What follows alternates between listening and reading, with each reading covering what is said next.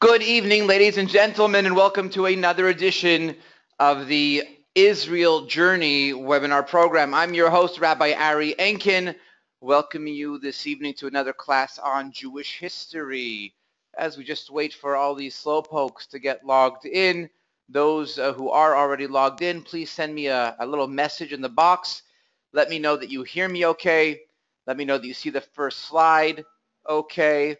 And we'll get going in just a moment. Welcome, Miriam from England. Wow. Welcome, Mike, Lillian, John. Please, everyone, yeah, keep signing in. Let me know you're there. We'll get started in just a moment.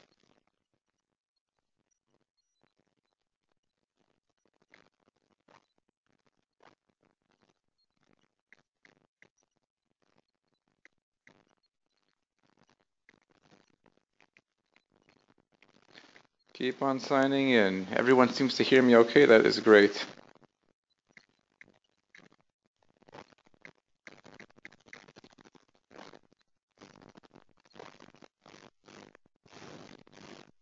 Okay. Here we go. So those who heard last week's class on the Israel Journey webinar program, we learned about, and that's actually, we begin with Jewish history, beginning with the Babylonian era. We learned last week about Jewish life in Babylonia, Babylon, Iraq, what have you. And today we're going to continue with that unit, conclude that unit, and move into the Babylonian/Spain era of Jewish history. So just so there shouldn't be any confusion, I got some questions already.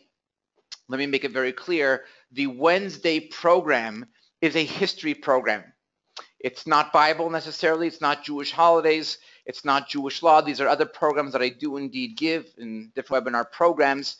This program they are listening to right now live at 6:02 p.m. Israel time, Wednesdays, is a history program. We're going to go through the history of the Jewish people. We began, as I mentioned, Babylonian Jewry from about the year 750, 750, and we'll go eventually right till 2015. Jewish history continues to evolve. So that is what this program is all about. Let's go to our first slide over here. And we're going to go back to Babylon as we left off last week.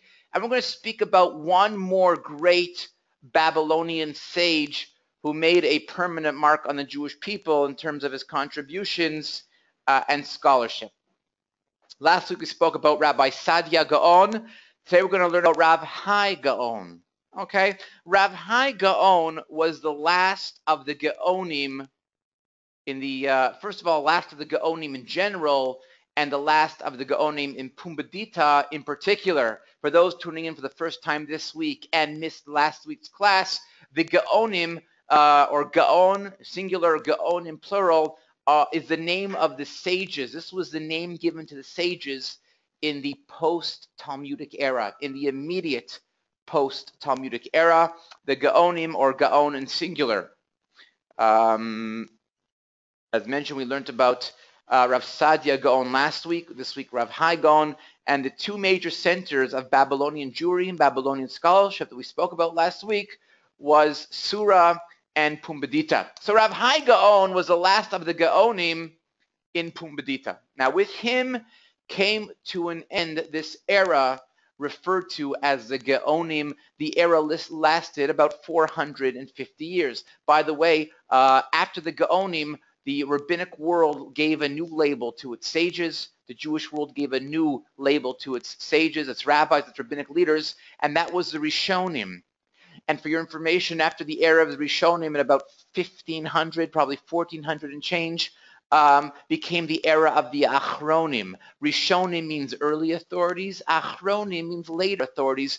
Hence, we are essentially living in the era now of the later authorities of the Achronim. All rabbis today are called Achronim, and for those wondering, there will not be another label given to rabbis. We believe this is the end of the world as we know it. We believe we're immediately before the Messianic era, and hence the world is not going to evolve much longer from where we are right now. That's only good news, by the way. That's not meant to be some kind of prophecy of doom and gloom.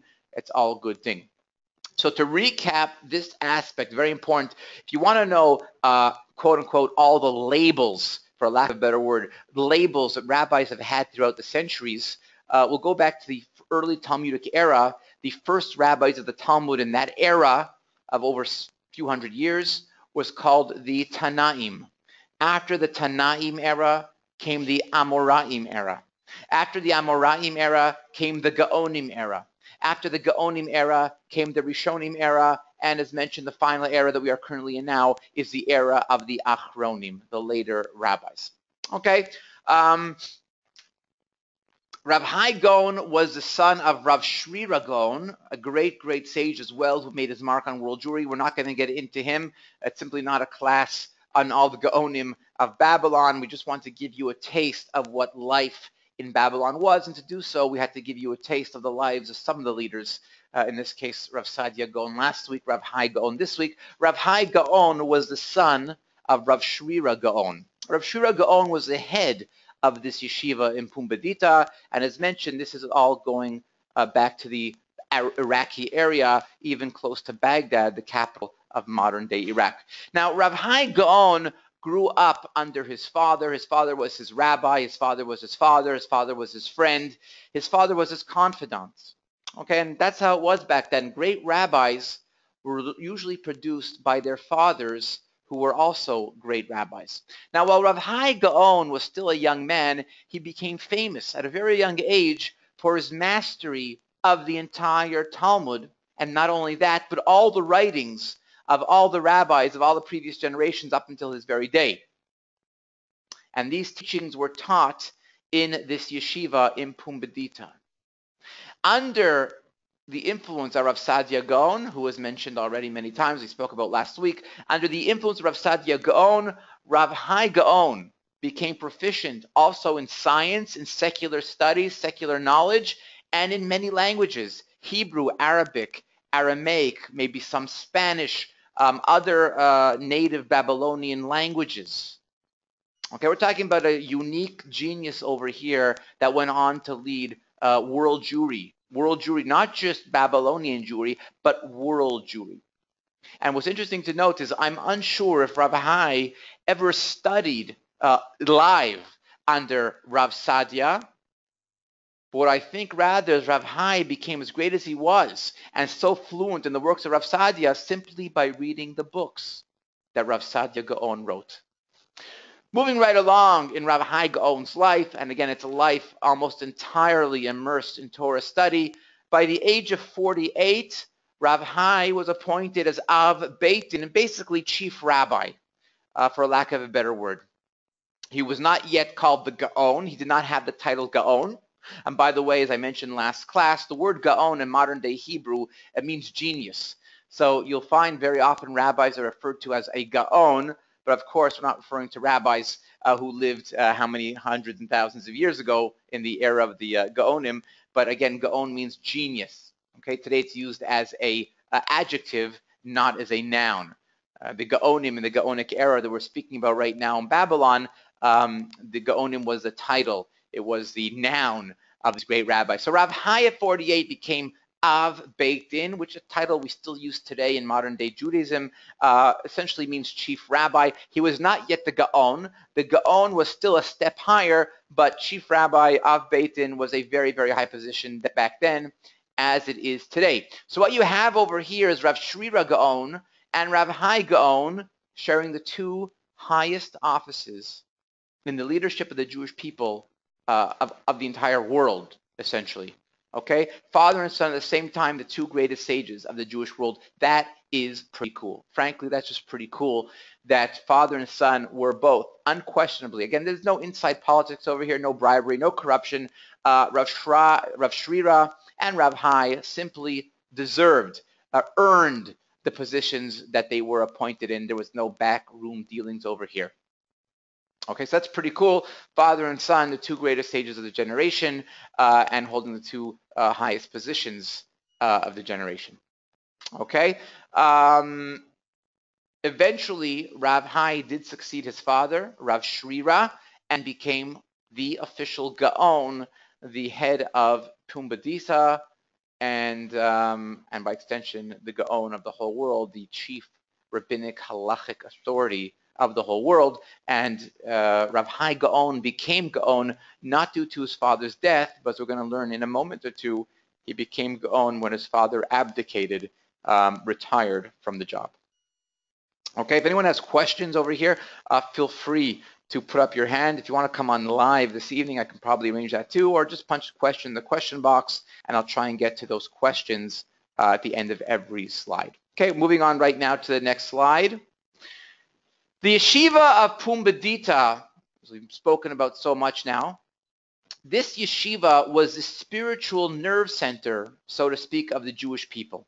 Okay, the head of the yeshiva was recognized as the highest Torah authority, not only of Babylonian Jewry, but of all the Jewish people on the planet, the world over. Wherever in the world, and whenever in the world, there arose a question about any Jewish law or custom that, of course, the local rabbis were unsure of how to handle, or the local rabbis in Jewish communities around the world did not feel comfortable making a ruling on their own for whatever reason. All these difficult questions were sent, no, not by email, not by fax, by snail mail, as they say, the good old-fashioned way. And these letters, these questions came in from all over the world to the yeshiva in Pumbedita. And the question was addressed very often. It was discussed amongst all the sages, and together they came to ruling, which was mailed back to the rabbis at the various parts of the world. Also, not only rulings of Jewish law were sent in to Pumbedita, but also questions, difficult questions on the Talmud was also sent in to Pumbedita for the rabbis of Pumbedita to resolve and offer answers to difficult Talmudic passages. Again, in our day and age, you just have to open up a book. We have tons of books that discuss this stuff and resolve all kinds of difficult Talmudic passages, but back then they did not have all these printed books. As we know, the printing press was not yet invented. Everything was handwritten. Hence, manuscripts were scarce, they were costly, they were easily damaged, they faded frequently. So there were no shelves to go look up an answer. You had to send it in to Pumbedita and get your answer by snail mail.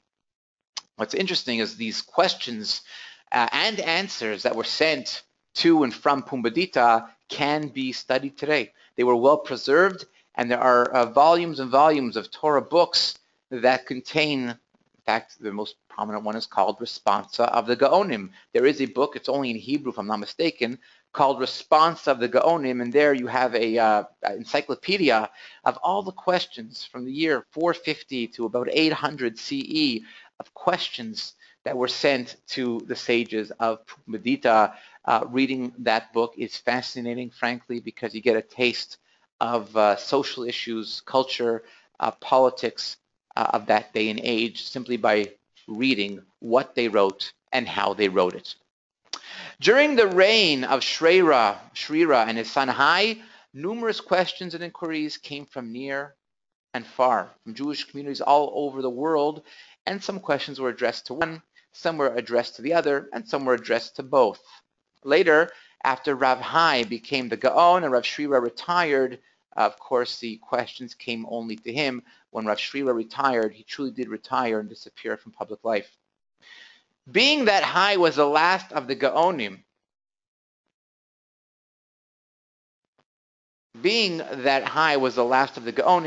and having occupied this office with distinction for about 40 years, it was rightly said of Hai that he was the last of the Gaonim in time, but the first in importance. Rav Hai may very well have been the greatest Gaon of all time.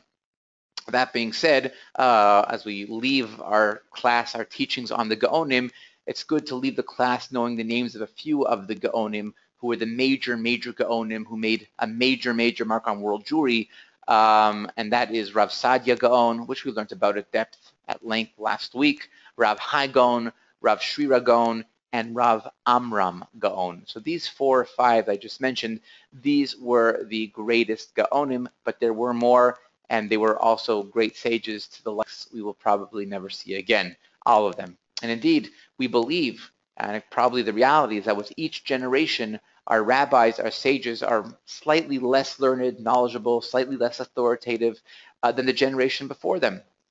And there's many reasons for this. One reason is because back then they didn't have to worry about their email and their Facebook and their Twitter and their WhatsApp and all these gadgets and things that take away our attention, that take us away from proper, thorough, full-time study. There were simply less distractions back then. People were holier. People might have been smarter. And that's what we see. It's quite clear. There's minor exceptions, but as a general rule, with every generation, the sages are not like they were in the previous generation. In fact, the Talmud says Joshua can't even be compared to Moses. It's only, of course, Joshua was only one generation after Moses, but yet, as our sages teach us, they were incomparable. Moses was so much greater than Joshua, who was, again, simply one generation after him, and so too, Joshua was Moses' student, and yet Moses remained as great as he was and greater than Joshua would ever be. Okay, we're going to go on to our next slide. Towards the end of Shrira's life, and what's very interesting is he lived close to 100 years, which back then was a very, very long life.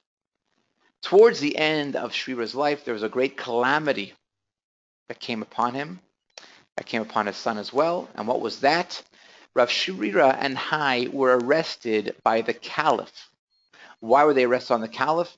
They were accused of being disloyal to him. If I'm not mistaken, this ordeal, this episode of the arrest of Shrira and Hai was based on someone being jealous of them. It was kind of an ego thing that some other rabbis or Jews who didn't like Shrira and Hai made up this story to the Caliph, and that's why the Caliph had them arrested. There was no truth to the story whatsoever. The Caliph also ordered that their possessions be seized.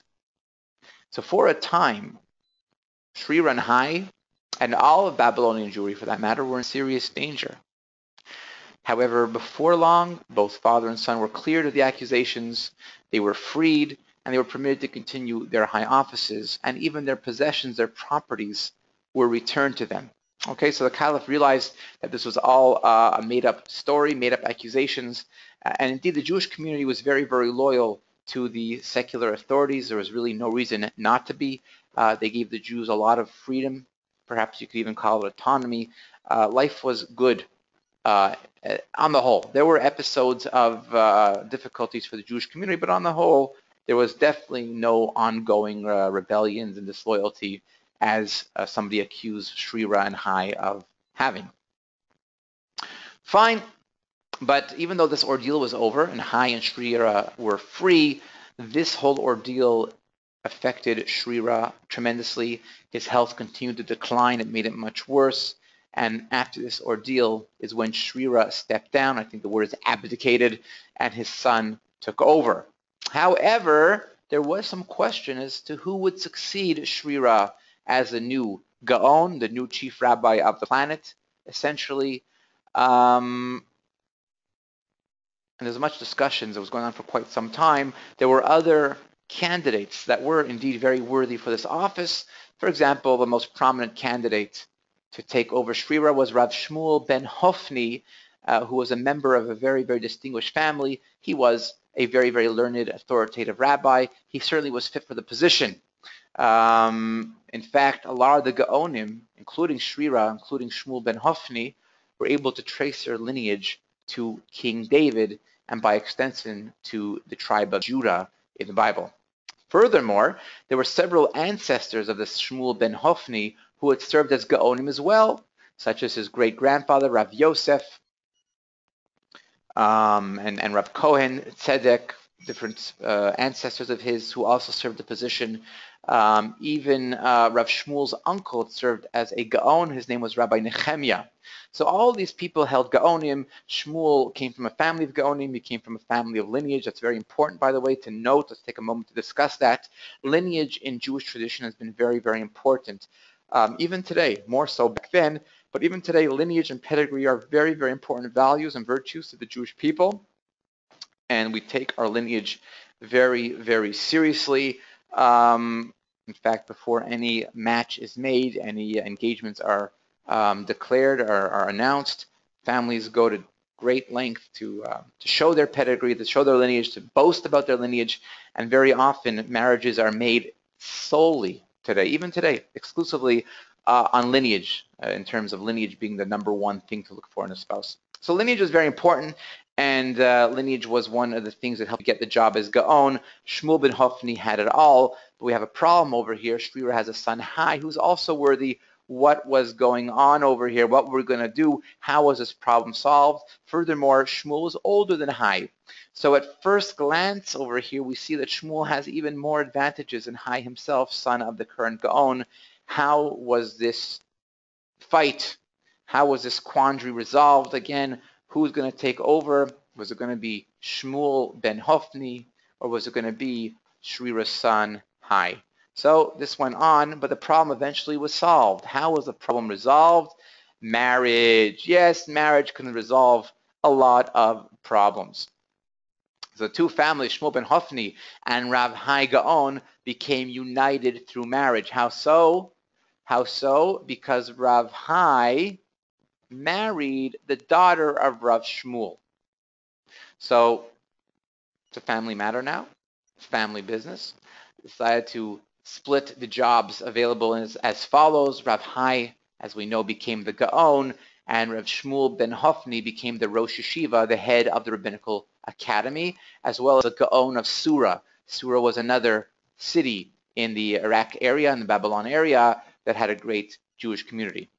The Academy of Sura had actually been closed for some years as a result of some other internal fight between Jews. That was the fight between the exilarch, the Nasi, the prince, the political head of the Jewish community, that's David ben Zakkai, and a fight with Rav Sadia Gaon. And this we spoke about at great length last class. This fight between Sadia and David ben Zakkai caused the yeshiva to be closed down. Eventually it was reopened, and now led by the newly elected Rosh Yeshiva, Rav Shmuel ben Hofni. So Rav Hai remained the unanimous choice, or became eventually the unanimous choice, to succeed his father as Gaon of Pumbedita. Shrira stepped down, Rav Hai was crowned, and Shmuel ben Hofni, was happy with his position as Gaon of Sura and head of the yeshiva. Eventually, Rav Shrira died. He was 98 years old, and it's recorded that in honor of Rav Hai Gaon, the Haftorah, the reading of the prophets that we read, that was read on the Shabbat following Shrira's death, was from the Book of Kings. Okay, which is significant because the reading of the prophets, which is read in every synagogue around the world after the Torah reading Shabbat morning, is connected somehow to the Torah reading itself. Okay, once again, we read what's called the Haftorah. The Haftorah is read in every synagogue around the world. Immediately after the Torah reading on Shabbat morning, the Haftorah is a reading from the prophets that corresponds to the reading from the Torah. In this case, they read the Haftorah back then when Shrira died, a Haftorah that was connected, so to speak, to Rav Shrira's life and death. Back then, by the way, for those on a more advanced level, Haftorahs could be chosen. The congregation was entitled to read any Haftorah that was related to the Torah reading of the day. In our day and age, however, today, the Haftorahs are all set. Every synagogue around the world reads the same Haftorah every single Shabbat. But again, as mentioned, back then, a congregation can choose the Haftorah they wanted to read as long as it was somehow connected to the Torah reading that was read on that Shabbat morning. Rav Hai served as Gaon of Pumbedita for 40 years until his death at the age of 99 years old. So there ends an era of the Gaonim of Rav Hai Gaon. Rav Hai was greatly revered by Jews all over the world, from Persia to Turkey to Spain. He was well known all over the world. The greatest Torah scholars of his time, such as Rabbi Shlomo ben Yehuda in the land of Israel, Rabbeinu Nissim in North Africa, Shmuel HaNagid of Spain, all the great scholars around the world and communal leaders always accepted his rulings unanimously. He was very unique that his rulings were accepted blindly. Wasn't disputed. Whatever Rav Hai ruled, that was the ruling. Okay, now these halachic rulings of Rav Hai Gaon, or frankly rulings of all rabbis of all time, are kept in what's called chuvot, responsa books. There are dozens, hundreds, what am I saying dozens? Hundreds of books today you can get of responsa from essentially every rabbinic authority from the beginning of time, at least as far back as we have the manuscripts. So you can get responsa from rabbis of the 20th century, 21st century, 17th, 18th, 19th century, and even back in the year the 7th century, 8th century CE. You can find books of responsa. All these questions that were sent to rabbis and the answers they issued have essentially always been kept forever. And in fact, to become a great rabbinic scholar, to become an authority in Jewish law, you've got to read these books of responsa, of chuvot, to get an idea of precedent and how to make rulings in Jewish law when the ruling isn't so clear. So in addition to all these halacha questions in Jewish law that Rav Hai would receive and respond to, Hai also wrote other works, mostly in Arabic, by the way. Some of these works were translated into Hebrew. Sometimes you can get the original, sometimes you can't. Some of these works have had commentaries written on them as well. So as we can see, Rav Hai was definitely an accomplished scholar in many different fields and different areas. Divine providence blessed this great sage with a long and fruitful life with extraordinary talents, so much so that the last of the Babylonian Gaonim, he was able to transmit the spiritual treasures of this era to future generations. And therefore it could be summarized that Hai Gaon was one of the main links in the unbroken chain from Moses through the prophets, to the men of the Great Assembly, Talmud, and to the generation after him. He was that link. He was that preserver. He was the one who passed it on. Okay, that is Rav Hai Gaon. We're going to move on right now to the bridge era between the life of the Babylonian Jewry and the life of Jewry in Spain, North Africa, Western Europe. So that's where we're headed now. We basically concluded our talks on the Babylonian Jewish communities, on Babylonian Jewish history. And again, we are moving into the Jewish history of Spain, which began to develop at about this time. But before we move into the Jewish history of Spain, we're going to talk now and discuss a very, very fascinating episode which changed Jewish history for all time. For all time. That being said, we are talking about the story of the four captives, the four rabbis who were taken captive by a pirate. There is much discussion among scholars whether this story is true, whether it's accurate, whether it ever happened, whether it happened exactly as it's related. That is something that's unresolved. Probably some form of the story took place, but I am going to share with you the traditional telling of that story, which again is a story, however would have happened, that changed Jewish life forever. Eventually, after the death of Hai Gaon, the large Jewish communities of Babylon began to dwindle down, and the great era of the Gaonim and the great era of the yeshivot, of the rabbinic academies in Babylonia, was drawing to an end. And so too, at the same time, Jewish scholarship and the authority of Jewish scholarship in Babylon was shifting westwards. Eventually, local rabbis became more knowledgeable, more skillful, more educated. Jewish communities were more self-sustaining and self-educating. Therefore, there became less of a need to send questions to Babylon, and the communities became more self-sufficient and were solving their own questions. So it was the center of authority began to leave Babylon and was moving westwards, where the Jewish communities were primarily moving as well. As you can see in the map on your screen, we see a large shift westwards with only a small shift eastwards. So Mike is asking, why did the Jewish community of Babylonia dwindle? And the reason they dwindled, as I kind of mentioned a moment ago, is because the Jewish exile did indeed move west. Jewish communities moved west for commercial purposes, sometimes a bit of persecution purposes. They moved westwards. That's one. And two is, as mentioned, the Jewish communities and the rabbis there became very self-sufficient. They became smarter, more educated, more scholarly, more authoritative. Therefore, they did not need the assistance of the rabbinic academies in Babylon. Okay, so that's why the authority of Babylon dwindled in terms of the world Jewish picture. The Jewish communities in Egypt and Tunisia and Spain and Italy began to grow very rapidly at this time, and by the divine providence, these great Jewish centers received great spiritual leaders in a most amazing and unprecedented way, as we are about to see. The story of the four captives, whether it truly happened or not, again, there is no clear resolution to this problem among scholars. You have scholars on both sides of the debate.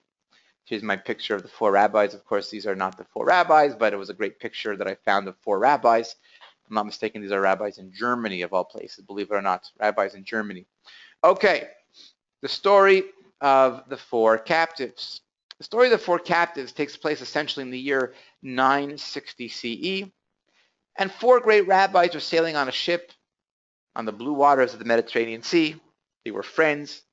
They had met in Italy, and they decided to sail together to Siponti, okay, a seaport on the Mediterranean. Why were they going there? They were going to attend the wedding of a friend's daughter. These were four of the greatest rabbis of all time, at that time, their era of their age. Their names were Rabbi Shmaria, Rabbi Hushiel, Rabbeinu Moshe ben Enoch, who, by the way, very important, keep this in mind, was accompanied by his wife and his son. And the fourth rabbi, his name was unknown. Now, of course, in those days, the seas were infested with all kinds of bad guys, pirates, and these pirates went around, as they do today, even in Somalia and those areas.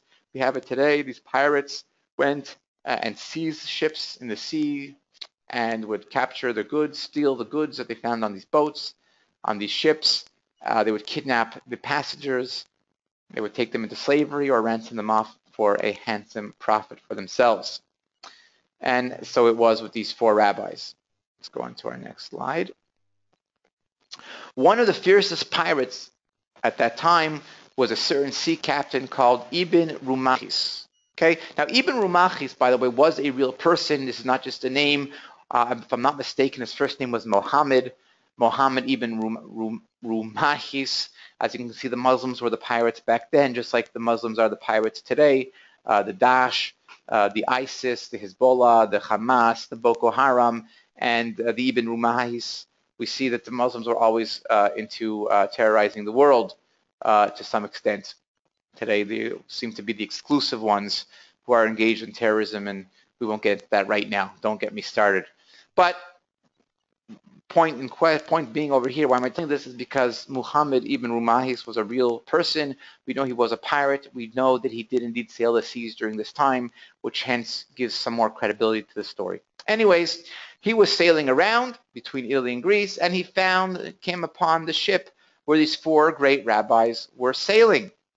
After a brief but fierce fight, Rumahis captured the ship and took all the passengers as prisoners.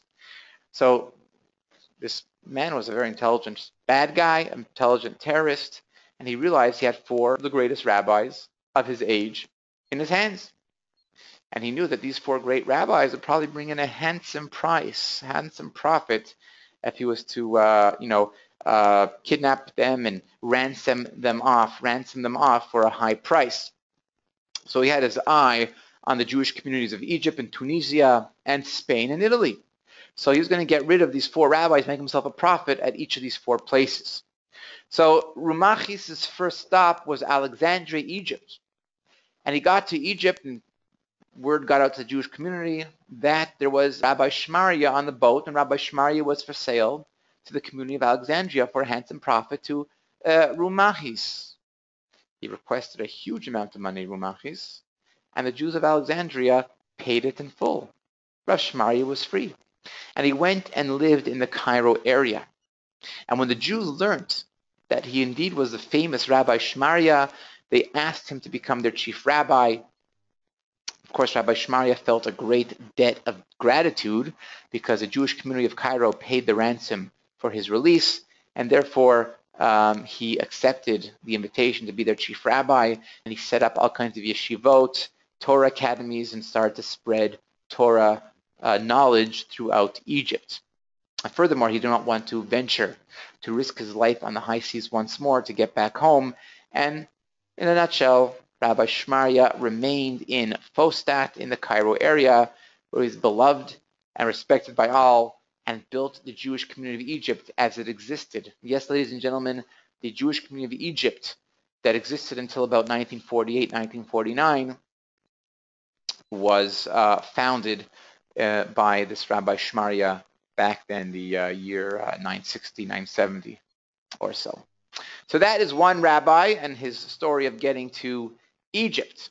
Ibn Rumahis continued his voyage along the African coast, and he came to Tunisia. You should see on your slide right now a map of Tunisia on the Mediterranean, and you can see Karwan, or Kairouan, or Karwan. It was probably written and pronounced different ways throughout the years, throughout the generations.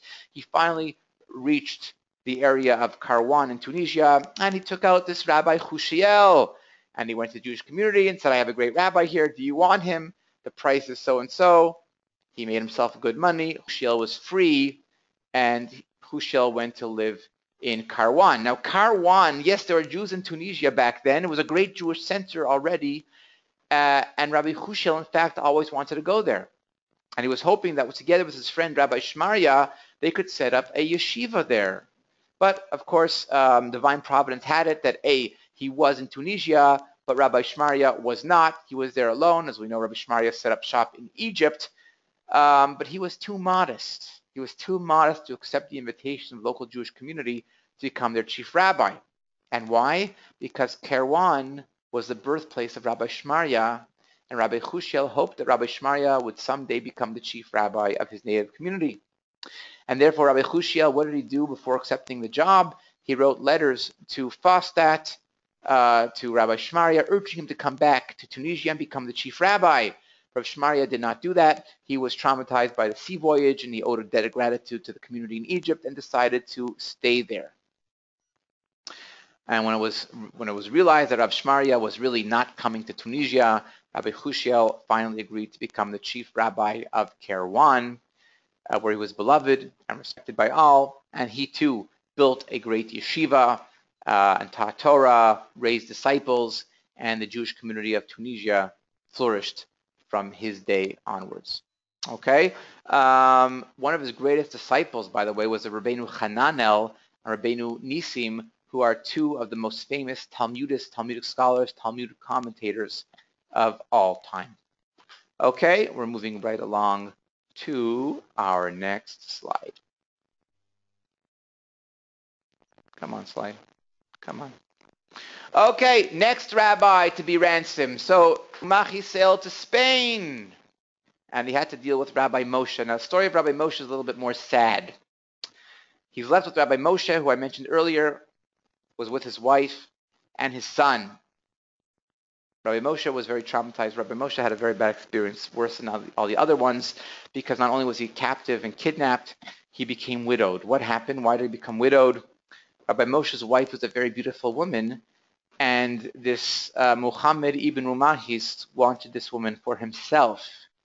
And in fact, he offered her much money, bribed her to become his mistress, but this woman, who was Rabbi's wife, was a very modest woman, a very righteous woman.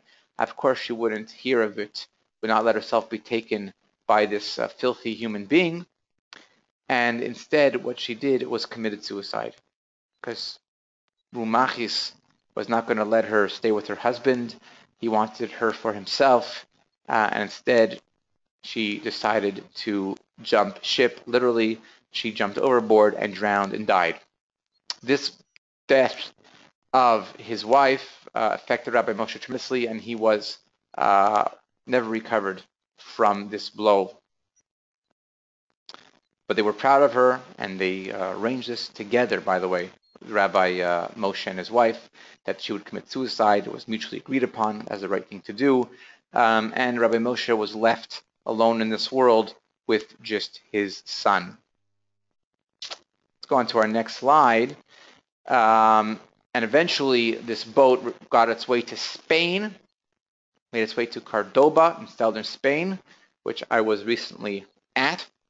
In fact, I've been to Spain twice, where I was invited to serve as a scholar in residence and give some lectures, twice already in southern Spain, in Malaga to be exact. By the way, European listeners this evening who might want me to come and give lectures in their community should feel free to contact me offline after the class, and perhaps you can arrange for a scholar in residence program in your community where I can come out and speak. But this time I'm only going to European locations. Going to North America is a little bit too far for me right now. But anyways, Spain, Jewish life in Spain is rich. We're going to talk about that a lot, especially next class. Cordoba is where the evil pirate found himself, and Rabbi Moshe and his son were redeemed by the Jews of Cordoba. Cordoba is also famous for being the temporary home of Maimonides, Rabbi Moshe ben Maimon, which I'm sure we'll get to at great length eventually. Now, Rabbi Moshe was redeemed by the community, but the community in Cordoba did not realize what kind of great scholars they had in their midst. They felt they were simply redeeming a poor Jew that got kidnapped, but they didn't realize that they had one of the greatest scholars of their generation in their midst as well.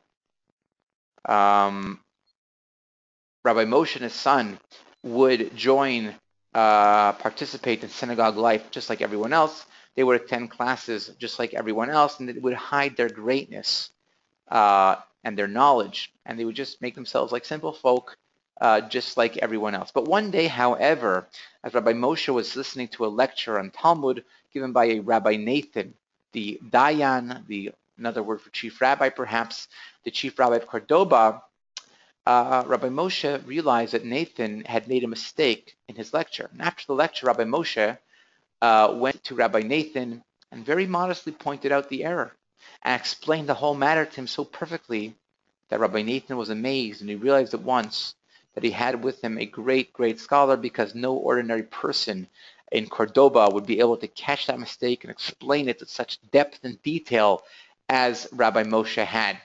So Rabbi Nathan realized, whoa, he's got competition, so to speak, but this is only a loving competition. There was no tension between them.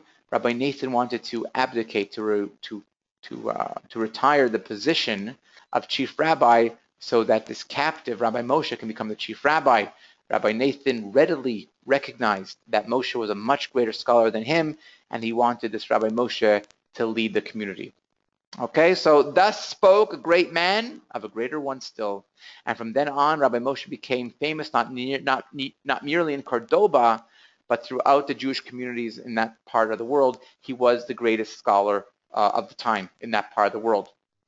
And the greatest rabbis and scholars sent him their questions, their problems in Talmud and Jewish law, as we saw was the case in Babylon with the Gaonim.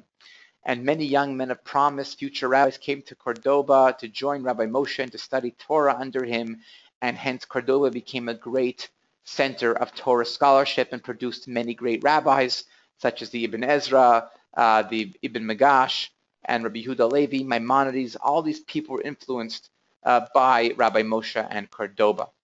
Okay, and the famous Jewish minister of the Caliph, Rabbi Hasdai ibn Shaprut, was a personal friend of Rabbi Moshe, and even the Caliph himself was very proud of the fact that Cordoba became famous with its great Jewish community. We're going to stop over here, as we just saw life in Spain being formed under Rabbi Moshe in Cordoba, and in our next class, we'll be discussing more about Jewish life in Spain, how the Jews made their life in Spain, and how Jewish life in Spain was, until we know eventually the Jews were kicked out of Spain due to the Inquisition and other pogroms and that type of thing. We're going to get into that in great detail beginning next class. So, ladies and gentlemen, I want to take this opportunity to sincerely thank you for joining us this evening on the Israel Journey, the history class. I've been your host, Rabbi Ari Enkin. Great to have you, and as we say in Israel, Shalom ulehitraot. See you next week. For all feedback, questions, comments, feel free to email me at rabbi.enkin@unitedwithisrael.org. That's rabbi.enkin@unitedwithisrael.org. Shalom ulehitraot.